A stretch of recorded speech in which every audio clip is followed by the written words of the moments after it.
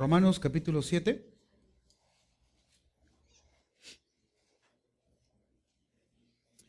Toda esta semana estaba preguntándole al Señor, ¿qué quieres que comparta? ¿No? ¿Qué quieres para tu pueblo? Y en verdad, llegó un momento en que el Señor me respondió y me dijo, comparte de mi gracia. Y yo dije, excelente.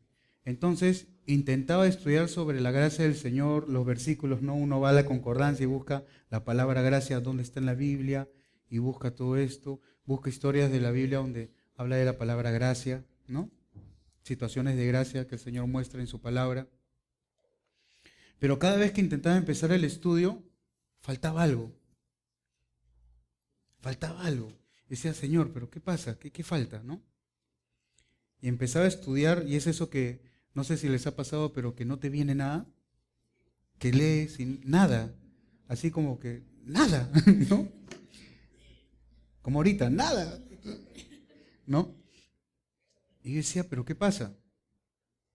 Y el sábado en la mañana estaba conversando con mi esposa, con Candy, y ella me empezó a hablar algo del desayuno, que íbamos a desayunar o algo así, pero cuando me estaba conversando, yo me la imaginé a ella que me estaba hablando del amor.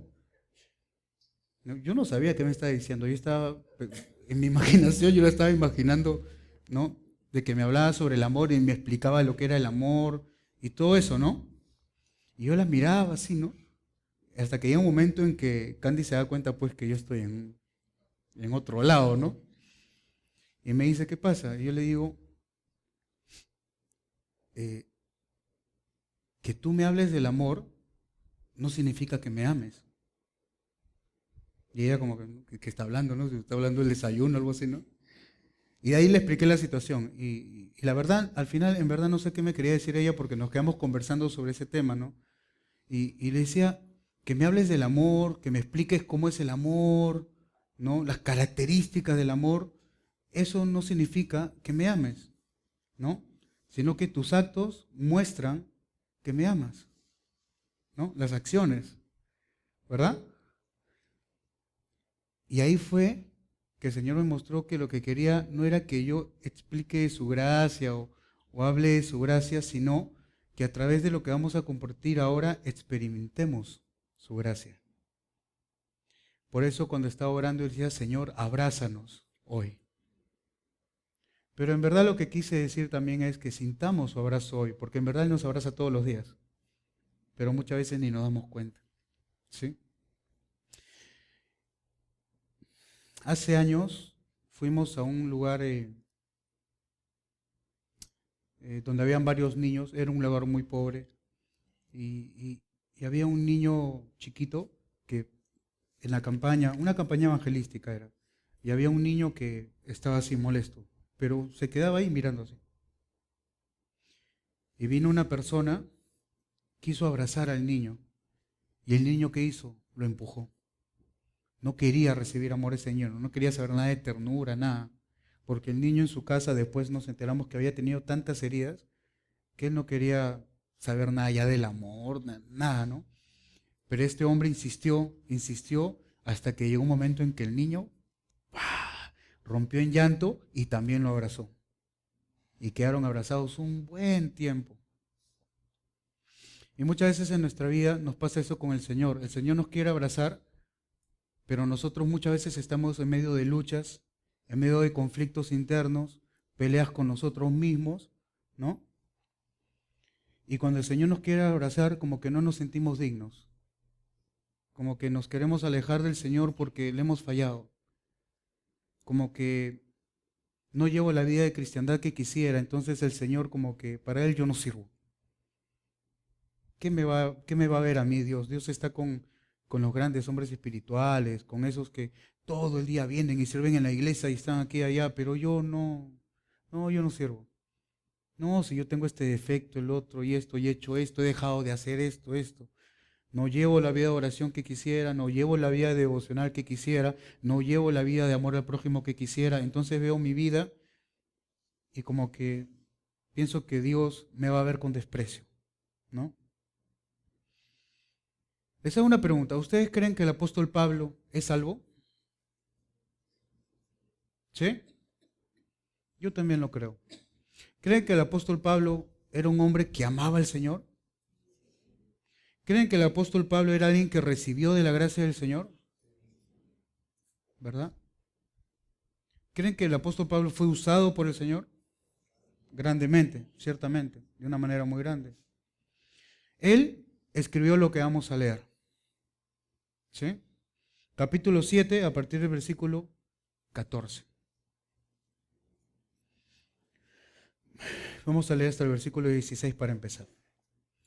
Porque sabemos que la ley es espiritual, mas yo soy carnal, vendido al pecado. Porque lo que hago no lo entiendo, pues no hago lo que quiero, sino lo que aborrezco, eso hago. Y si lo que no quiero, esto hago, apruebo que la ley es buena. ¿La voluntad de Dios es perfecta? Por supuesto, eso lo aprendemos en Romanos 12, 2, ¿verdad?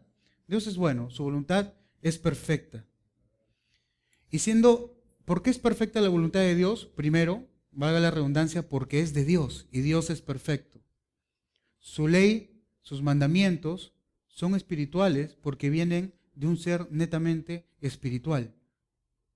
Y es intrínsecamente bueno. Dios es bueno en sí mismo. Por así decirlo, es como la bondad personificada. Él es bondad también. ¿Sí? Por lo tanto, su ley, sus mandamientos son buenos y son buenos para nosotros. Eso es lo primero que me gustaría ver en estos versículos. Los mandamientos del Señor son buenos para nosotros. Muchas veces nos pueden apagar la fiesta. Los mandamientos de Dios muchas veces van a ir contrario a nuestros deseos. ¿Sí? Pero eso no significa que Dios sea malo. Dios es bueno. Y cuando nosotros decidimos no obedecerle, no andar en sus principios, no andar en su consejo y no andar en sus mandamientos, lo que estamos haciendo es alejarnos de su bondad. Eso es lo que estamos haciendo.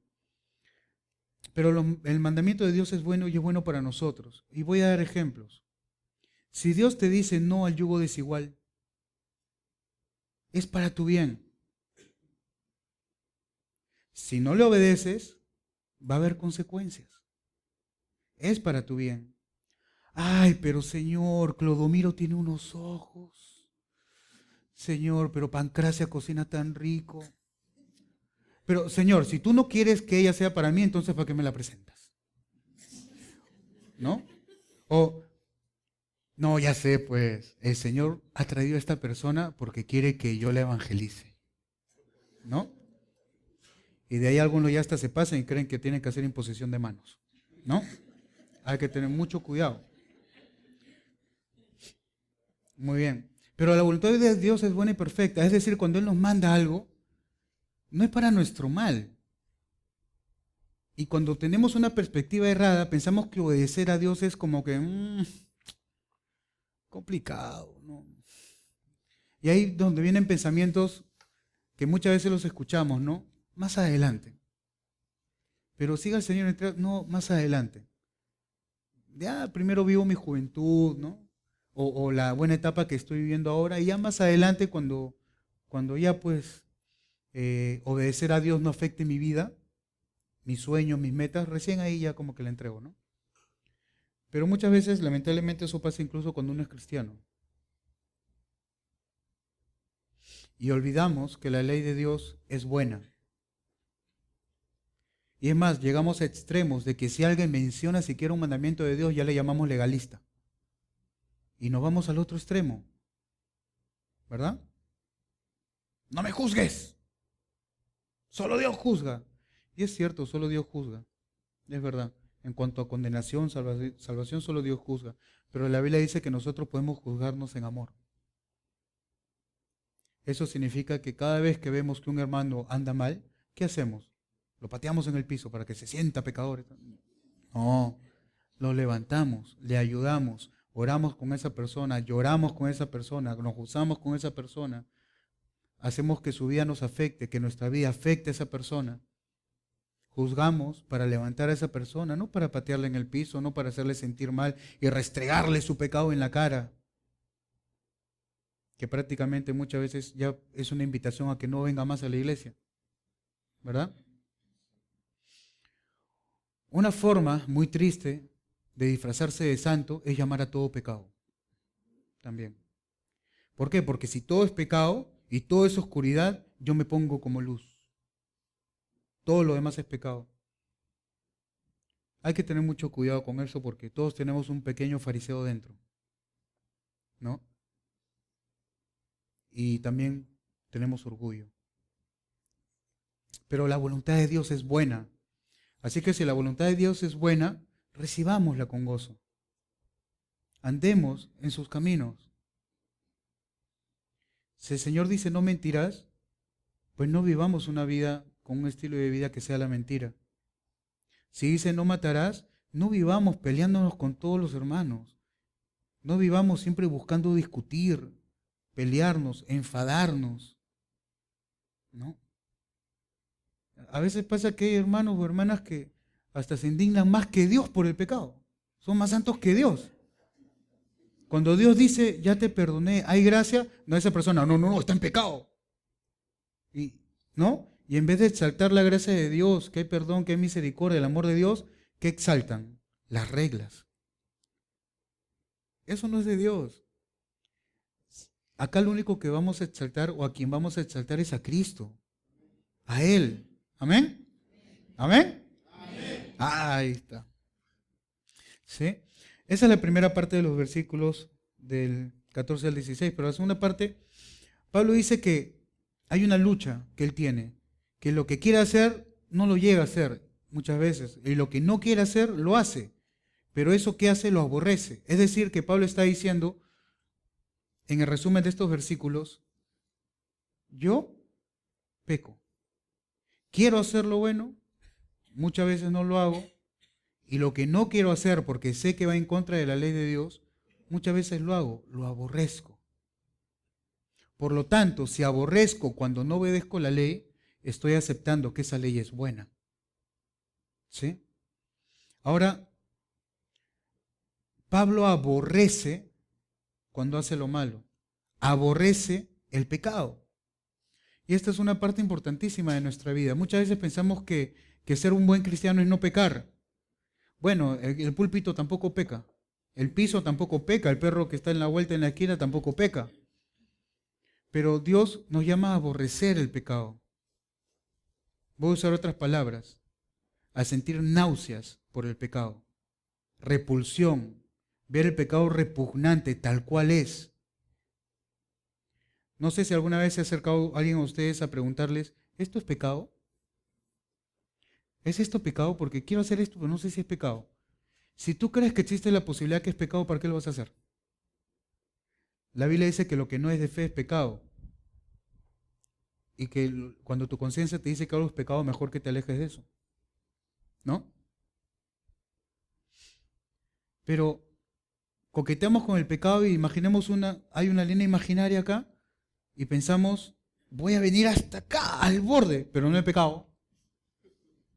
No me juzguen, no hay pecado. A partir de esta línea de pecado, yo estoy acá al borde. Incluso hago así, pero no he pisado, no he pecado. ¿No? Y coqueteamos con el pecado. Es decir, que nuestra vida muchas veces muestra, ok, no llegamos a pecar, supongamos, perfecto.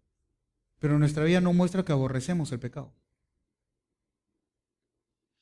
Y cuando no aborrecemos el pecado, coqueteamos con él. Y cuando menos nos damos cuenta, ya estamos en el pecado. Hay que ver el pecado tal cual es, como lepra. Es sucio, asqueroso, repugnante. Es más, cuando pecamos, cuando vemos nuestro pecado, llega un punto en que no solamente aborrecemos el pecado, nos aborrecemos a nosotros mismos por haber pecado contra Dios. Llegamos a eso. Es decir, que nuestro corazón está bien aborrecer el pecado. Porque amamos a Dios porque Dios ha hecho muchas cosas en nuestros corazones, es correcto aborrecer el pecado, alejarte lo más que puedas del pecado. Y no estoy hablando del pecado del otro, estoy hablando de tu pecado. ¿Sí? No agarres la excusa del pecado de otro para alejarte de esa persona y no tener misericordia ni compasión. Yo no estoy hablando de otros, estoy hablando de esa lucha contigo mismo, que sientas repulsión por tu pecado. Que cuando ores no digas, Señor, hoy día he mentido, ¿no? Pero bueno, ya tú eres bueno y bueno, ya pasó ya. Amén.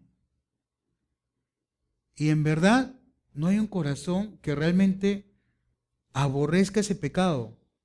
Señor, hoy día he mentido, te he ofendido. Y he ofendido a un Dios santo, a mi Creador. No es poca cosa. Es algo gravísimo.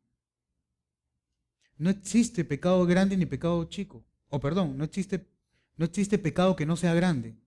Porque pecamos contra el grande del universo. Contra el grande que ni siquiera cabe en el universo. Que trasciende el tiempo y el espacio. Nuestro Creador, Dios. Rey de reyes, Señor de señores. Nuestro capitán. Nuestro Salvador. Y pecamos contra Él.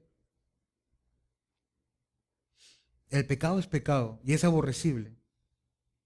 Veamos el pecado tal cual es, no nos engañemos. No existen mentiritas blancas. No existen mentiritas blancas o mentiritas piadosas. No existe eso en la Biblia. Mentira es mentira. Si en tu vida, en un área de tu vida estás coqueteando con el pecado, ten cuidado. Porque no solamente es que llegues a pecar, sino que debes aborrecer ese pecado. Aborrece el pecado. Siente asco por el pecado. Como dije, el pecado debe darnos náuseas, espiritualmente hablando. ¿Cómo que náuseas? Claro. ¿Qué hace Dios cuando uno es tibio? ¿Lo qué?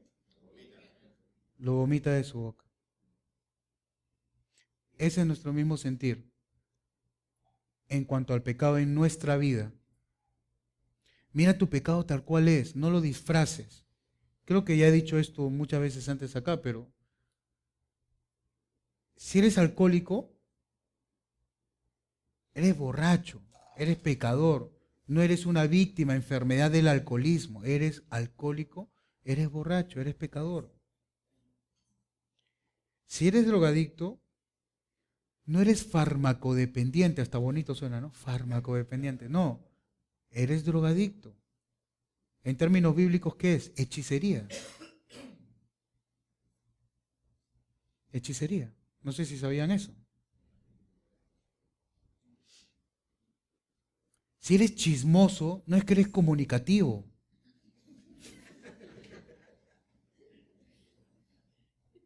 ¿Me dejo entender? ¿Sí? Es decir, el pecado, llamémoslo tal cual es, y veamos el pecado de una forma como lo es aborrecible. ¿Sí?